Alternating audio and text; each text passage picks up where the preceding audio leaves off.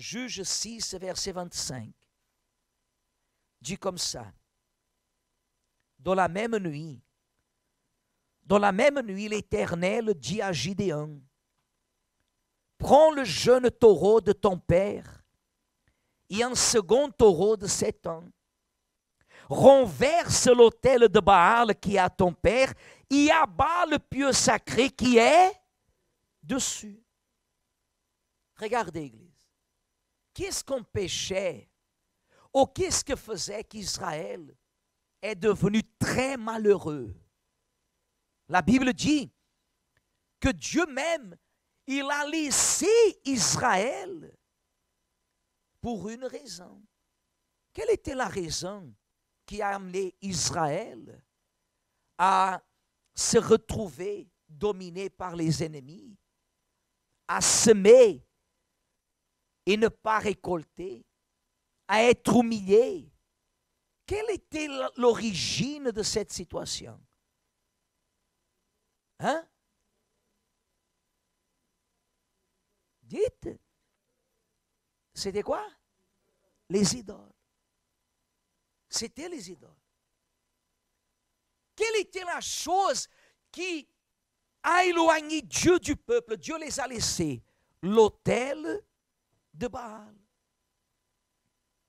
L'autel qui avait une image d'un idole à qui il sacrifiait. Vous savez, si vous allez chercher, même sur Wikipédia ou dans une autre encyclopédie quelconque, encyclopédie, hein?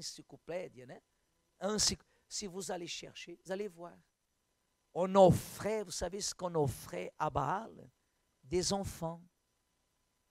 On prenait des enfants, on les enlevait du village et on allait sacrifier à Baal.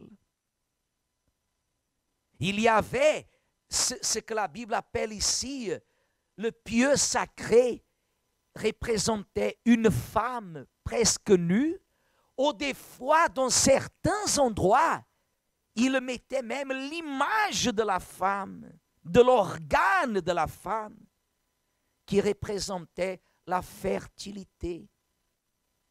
Il demandait que les enfants naissent. Et à Baal, il demandait que la production évolue. Et comme ça, Israël a toujours été comme ça, au bas, jusqu'à récemment. Jusqu'à 50 ans en arrière, Israël a toujours vécu comme ça. Toujours. Comme on vous a parlé, ça fait quelques semaines, quand on parlait des 300. Et c'est ça qui aujourd'hui, Église, le Saint-Esprit, il est en train de nous montrer, parce que nous étions en train de nous demander, Dieu avait ces autels-là qui provoquaient de telles choses. Cela aurait été suffisant d'abattre le pieu sacré et de renverser l'autel de Baal. Mais pourquoi Dieu, il a demandé, pour quelle raison Dieu, il a demandé qu'il prenne les taureaux de la famille de son père et qu'il le sacrifie? Au verset 26, il dit, tu bâtiras ensuite et tu disposeras sur le haut de ce rocher un autel à l'Éternel ton Dieu. Tu prendras le second taureau et tu offriras en holocauste avec le bois de l'idole que tu auras abattu. Dieu voulait dire le suivant. Dieu voulait que le peuple se déconnecte totalement du passé. Et qu'à partir de ce moment-là, le peuple vienne à dépendre uniquement de qui? De Dieu. C'est cette difficulté que Dieu voit aujourd'hui dans les êtres humains. Dans les êtres humains. Dans les êtres humains. C'est intéressant, vous savez pourquoi? Parce que dans ces derniers jours, on entend beaucoup parler, depuis qu'il y a eu ce meurtre là-bas aux États-Unis, maintenant ici en France, on entend parler dans tous les journaux maintenant, c'est tout ce qui est raciste les statues, n'est-ce pas? On est en train de les taguer. Taguer? Hein? On est en train de faire des choses, les images des politiciens qui à l'époque étaient liées avec des termes d'esclavage, ceci, cela. Et aujourd'hui, et souvent, dans ces derniers jours, mais aujourd'hui j'entendais dans une des principales radios qui disait comme ça, oui, mais vous savez, l'esclavage, il suffit d'ouvrir la Bible et de voir ce que la Bible parle de l'esclavage. Mais personne ne croit à la Bible. Pourquoi on parle de la Bible au sujet de l'esclavage? Pourquoi? Pourquoi on parle à ce sujet-là? Parce qu'aujourd'hui, on entend beaucoup parler de cet esclavage, par exemple, afro. Mais si vous allez voir dans toute l'histoire, il y a eu des esclavages parmi les Maghrébins, il y a eu des esclavages parmi les Hébreux, des choses qu'on ne peut pas s'imaginer. Notre ère a vécu cette dernière esclavage, que j'ai entendu parler que l'esclavage a déjà été aboli. Mais il semble qu'en 2020, elle est déguisée. Il me semble que finalement, après tout ce spectacle, on continue encore à revendiquer des droits.